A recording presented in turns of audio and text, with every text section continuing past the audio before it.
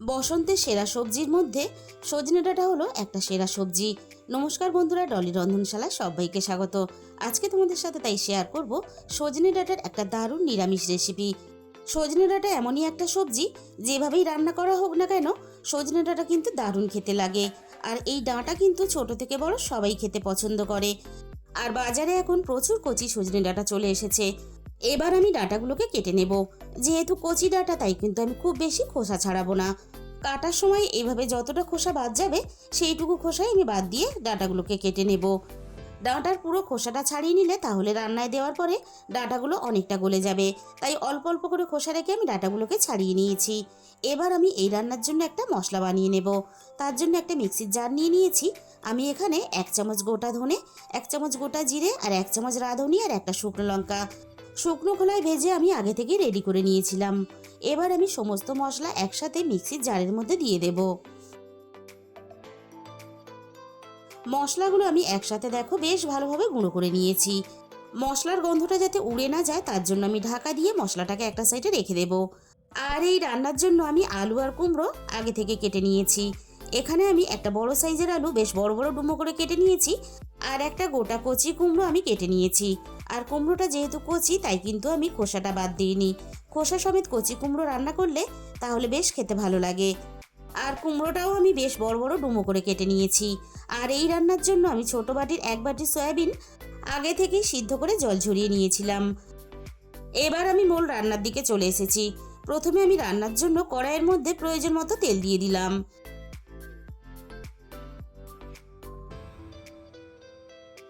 তেলটা খুব ভালোভাবে প্রথমে গরম করে নিয়ে এবার আমি কেটে রাখা কুমড়োগুলো তেলের মধ্যে ভাজার জন্য দিয়ে দেব। কেটে রাখা সমস্ত কুমড়ো আমি কড়াইয়ের মধ্যে দিয়ে দিয়েছি। এবার আমি কুমড়োর সাথেই দিয়ে দেব স্বাদ মতো লবণ। আর লবণের সাথেই আমি দিয়ে দেব অল্প একটু হলুদের গুঁড়ো। এবার আমি লবণ আর হলুদটা কুমড়োর সাথে নাড়াচাড়া করে বেশ ভালোভাবে মিশিয়ে দেব। আর তার সাথে সাথে কুমড়োটা বেশ ভালোভাবে নরম করে ভেজে নেব। 4-5 মিনিটের মতো নাড়াচাড়া করে আমি দেখো কুমড়োটা বেশ ভালোভাবে নরম করে ভেজে নিয়েছি। এবার আমি সিদ্ধ করা সয়াবিনগুলো কুমড়োর সাথে দিয়ে দেব। সয়াবিন যদি একটু ভেজে নিয়ে রান্না করা হয় তাহলে সয়াবিনের যে একটা নিজস্ব গন্ধ আছে সেটা চলে যাবে, আর সয়াবিনগুলো রান্নার পরে খেতেও ভালো লাগবে। সয়াবিনগুলো আমি কুমড়োর সাথে নাড়াচাড়া করে একটু হালকা লালচে করে ভেজে নেব। 3-4 মিনিটের মতো আমি সয়াবিনগুলো নাড়াচাড়া করে ভেজে নিয়েছি। এবার আমি ভাজা কুমড়ো আর সয়াবিন একসাথে কড়াই থেকে নামিয়ে নেব।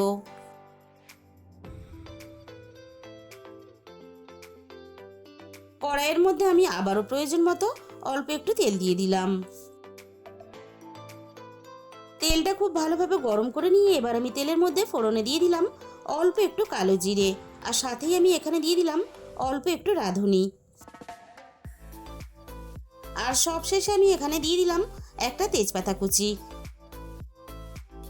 এবার আমি ফোড়নটা নাড়াচাড়া করে বেশ ভালোভাবে ভেজে নেব, ফোড়ন থেকে সুন্দর একটা মিষ্টি গন্ধ বেরোনো পর্যন্ত। ফোড়নটাকে আমি কয়েক সেকেন্ড নাড়াচাড়া করে বেশ ভালোভাবে ভেজে নিয়েছি। এবার আমি কেটে রাখা আলুগুলো ভাজার জন্য দিয়ে দিলাম। আর আলু যেহেতু আমি একটু বড় টুকরো করে কেটেছি, তাই আলুগুলো একটু সময় নিয়ে বেশ ভালোভাবে লালচে করে ভেজে নেব। 3-4 মিনিটের মতো নাড়াচাড়া করে আলুগুলো আমি বেশ লালচে করে ভেজে নিয়েছি। এর থেকে আমি আর বেশি ভাজবো না। এবার আমি কেটে রাখা ডাঁটাগুলো আলুর সাথে দিয়ে দেব। এবার আমি ডাঁটার সাথে রান্নার স্বাদ মতো লবণটা দিয়ে দিলাম। এবার আমি ডাঁটাগুলো আলুর সাথে নাড়াচাড়া করে মিনিট 2-3 মতো একটু ভেজে নরম করে নেব। ডাঁটাগুলো আগের থেকে বেশ অনেকটাই নরম হয়ে গেছে। এর থেকে আর বেশি ডাঁটাগুলো আমি ভাজবো না। আগে থেকে আমি 1 ইঞ্চি আদা, একটা ছোট সাইজের টমেটো আর 2টো ঝালের জন্য কাঁচা লঙ্কা একসাথে পেস্ট করে রেখেছিলাম। এবার আমি আদা, কাঁচা লঙ্কা আর টমেটোর পেস্টটা দিয়ে দিলাম। এবার আমি মিক্সির বাটি দিয়ে অল্প একটু জল দিয়ে দিলাম। এবার আমি আদা আর টমেটো সবকিছুর সাথে নাড়াচাড়া করে একটু কষিয়ে নেব, আদা আর টমেটোর কাঁচা গন্ধটা চলে যাওয়া পর্যন্ত। আর এই রান্নাতে আমি ঝালের জন্য কাঁচা লঙ্কা ব্যবহার করলাম। তোমরা চাইলে কিন্তু এখানে গুঁড়ো লঙ্কারও ব্যবহার করতে পারো। সবকিছু আমি একসাথে নাড়াচাড়া করে বেশ ভালোভাবে কষিয়ে নিয়েছি। এবার আমি এখানে দিয়ে দিলাম 1 চামচ হলুদের গুঁড়ো। এবার আমি হলুদের গুঁড়োটা আলু আর ডাঁটার সাথে বেশ ভালোভাবে কষিয়ে নেব। আর যেহেতু নিরামিষ তরকারি, তাই সমস্ত সবজি কিন্তু এভাবে কষিয়ে কষিয়ে রান্নাটা করতে হবে, তাহলে রান্নার স্বাদটা অনেক বেশি ভালো হবে। যেহেতু নিরামিষ রান্না, তাই আমি স্বাদ মতো 1 চামচ চিনি দিয়ে দিলাম। একই সাথে আমি ভেজে রাখা কুমড়ো আর সয়াবিনটা দিয়ে দিলাম। আবারও আমি সবকিছু একসাথে নাড়াচাড়া করে একটু সময় নিয়ে বেশ ভালোভাবে কষিয়ে নেব। আর নিরামিষ রান্নার সমস্ত সবজি এইভাবে ধাপে ধাপে যত ভালোভাবে কষাবে, রান্নার স্বাদ কিন্তু ততই ভালো হবে। এবার আমি কড়াইটা একটু ঢাকা দিয়ে দিলাম। মিনিট 2-3 মতো আমি কড়াইটা ঢাকা দিয়ে দিয়েছিলাম। যে ভাজা মশলার গুঁড়োটা আমরা প্রথমেই রেডি করে নিয়েছিলাম, তার অর্ধেকটা ভাজা মশলার গুঁড়ো আমি এখানে দিয়ে দিলাম। বাকিটা আমি রান্নাতে পরে ব্যবহার করব।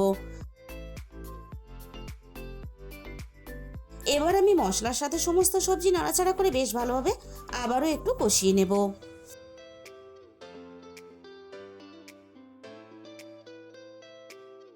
সবজিগুলো কষানোর সাথে সাথে আমি আবারও কড়াইটা একটু ঢাকা দিয়ে দিয়েছিলাম। মিনিট 10 মতো আমি সবকিছু ঢাকা চাপা দিয়ে একসাথে বেশ ভালোভাবে কষিয়ে নিলাম। এর থেকে বেশি আমি আর কষাবো না।